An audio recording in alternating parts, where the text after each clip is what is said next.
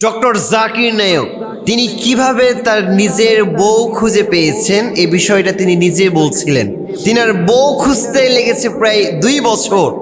তিনি বলছিলেন 1987-এ আমার সর্বপ্রথম আহমদ দিদারের সাথে সাক্ষাৎ হয় এবং তখন থেকে আমি আস্তে আস্তে প্র্যাকটিসিং মুসলিম হওয়ার জন্য অ্যাপ্লিকেশন করা শুরু করে দিই।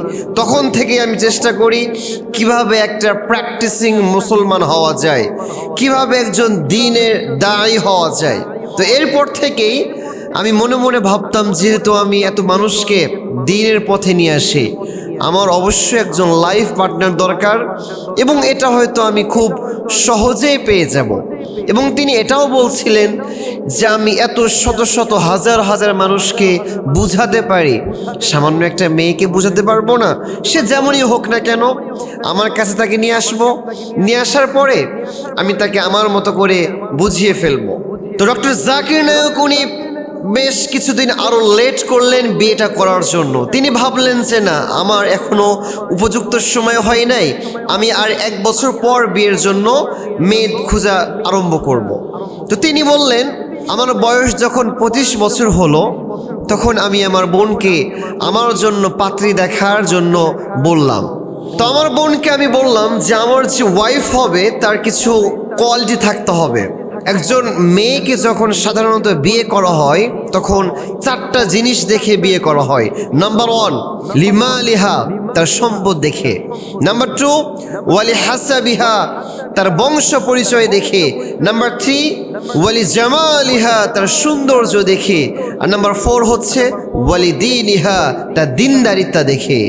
তো ডক্টর জাকির নায়ক তিনি তার বোনকে বললেন, আমার যে লাইফ পার্টনার হবে তাকে খোঁজার সময় তুমি জাস্ট 2টা বিষয় সবচেয়ে বেশি খেয়াল রাখবা। নাম্বার 1, তার বংশ পরিচয় অত হাই কোয়ালিটি না হলেও চলবে, তার সৌন্দর্য অত বেশি না হলেও চলবে, তার সম্পদ অত বেশি না থাকলেও চলবে, বাট সে যেন দিনদার হয়, সে যেন আল্লাহ ওয়ালি একজন মেয়ে হয়। কারণ যেই মেয়ের ভিতরে আল্লাহর ভয় থাকবে, যেই মেয়েটা দিনদার মেয়ে হবে, সে মেয়ে কখনো হাজবেন্ডের সাথে ধোঁকাবাজি করতে পারে না। সে মেয়ে কখনো হাজবেন্ডকে দুঃখ দিয়ে, হাজবেন্ডকে আঘাত দিয়ে কথা বলতে পারে না। প্রিয় ভাইয়েরা, ঠিক আছে কিনা বলেন? আজকাল দেখবেন যখন বিয়ে হয় তখন সুন্দরী সুন্দরী মেয়ে দেখে বিয়ে করা হয়, বাট বিয়ের পরে তখন বোঝা যায় যে আসলে সে কি সুন্দরী ছিল নাকি কালনাগিনী ছিল। প্রিয় ভাইরা, ঠিক আছে কিনা বলেন? বিয়ের সময় মনে হয় অনেক সুন্দরী, রূপের কোনো শেষ নাই, গুণের কোনো শেষ নাই, বাট তার ভিতরে দিন না থাকার কারণে, দিনদারিটাকে প্রাধান্য না দেওয়ার কারণে একটা সময় ওই সংসারটা জাহান্নামে একটা টুকরা হয়ে যায়। তো ডক্টর জাকির নায়ক বললেন যে আমার অত বেশি সুন্দরী না হলেও চলবে, অত বেশি তার ধন সম্পদ না থাকলেও চলবে, তার বংশ পরিচয় অত হাই কোয়ালিটির না হলেও চলবে, বাট নাম্বার 1, সে যেন দিনদার হয়। আর নাম্বার 2, সে যদি আমার মতো দায়ী হয় তাহলে আমার জন্য সব থেকে বেশি উত্তম হবে, কারণ সে আমাকে আমার মতো করে বুঝবে। আমি দাওয়াতের কাজের জন্য বিভিন্ন সময় ব্যস্ত থাকব, তো আমি তো তখন তাকে সময় দিতে পারবো না, তখন সে আমার জন্য মন খারাপ করবে। তো যখন আমি আমার মতো একজন দায়ীকে বিয়ে করব, তখন সে তার মতো করে দাওয়াত দিবে, আমি আমার মতো করে মানুষকে ইসলামের পথে দাওয়াত দিব। তো ব্যাস এই কথা মতো এবার ডক্টর জাকির নায়কের বোন বউ দেখা শুরু করেছে তার ভাইয়ের জন্য। তবে মজার বিষয় কি জানেন?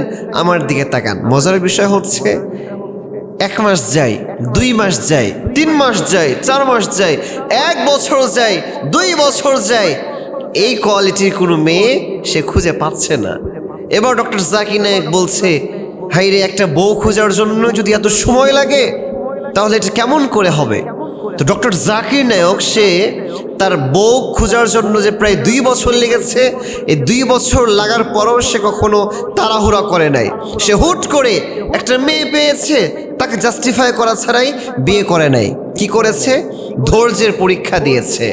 তো 2 বছর পর তিনি যে শহরে থাকতেন তার থেকে একটা পাশের শহর, যে শহরটার নাম হচ্ছে পনু বা পনে, সেই শহরে একটা মেয়ের খোঁজ পেল যার মধ্যে এই 2 কোয়ালিটি আছে। নাম্বার 1, মেয়েটা দিনদারও, আবার নাম্বার 2, সে একজন দায়ীও। তো যখন দেখলো যে এরকম একটা মেয়ে পাওয়া গিয়েছে, তখন তিনি তার বোন, তার ফ্যামিলির সব লোকদেরকে নিয়ে ওই মেয়েকে দেখার জন্য গেল। যখন ওই মেয়ের বাসায় গেল, জাস্ট ফর্মালিটি হিসেবে কথাবার্তা বললেন এবং একে অপরের সাথে মিট হলো। ডক্টর জাকির নায়েক ওই সময় বলছেন যে আমি আমার লাইফের ফার্স্ট টাইম কোনো মেয়ের সামনে মুখামুখি হয়ে কথা বলছি, এবং আরও মজার বিষয় হচ্ছে আমার চোখে সব থেকে সুন্দরী মেয়ে ওই আমার যে হবু স্ত্রী ছিল তাকেই আমি দেখেছি। সুবহানাল্লাহ পড়ে আমার মনে হয়েছে এর থেকে সুন্দরী মেয়ে আমি ইতিপূর্বে আর দেখি নাই। ব্যাস যখন দেখলো এই মেয়েটার ভিতরে দিনদারিতাও আছে, আবার এই মেয়ে একজন দায়ী, তো দেখেন ডক্টর জাকির নায়েক উনি কি করলেন, তাড়াহুড়া করেন নাই, উনি জাস্টিফাই করলেন, খুঁজে বের করলেন যে কোন মেয়েটা আমার জন্য উপযুক্ত হবে, কোন মেয়েটা দিনদারি হবে, কোন মেয়েটা একজন দায়ী হবে। আরে ভাই, যদি এরকমভাবে আপনিও ধৈর্যশীল অবস্থায় নিজের লাইফ পার্টনার চুজ করতে পারেন এবং আবেগের বশে নয়, বিবেক দিয়ে যদি আপনি জাস্টিফাই করতে পারেন, আল্লাহ তাআলা আপনাকেও একজন দিনদার নেককার স্ত্রী দান করবেন একজন। তিনি কে? প্রিয় ভাই আমার, আল্লাহ তাআলা আমাদের সবাইকে সর্বক্ষেত্রে ধৈর্যশীল বান্দা হওয়ার তৌফিক দান করুন। সকলে পড়ছি আমিন।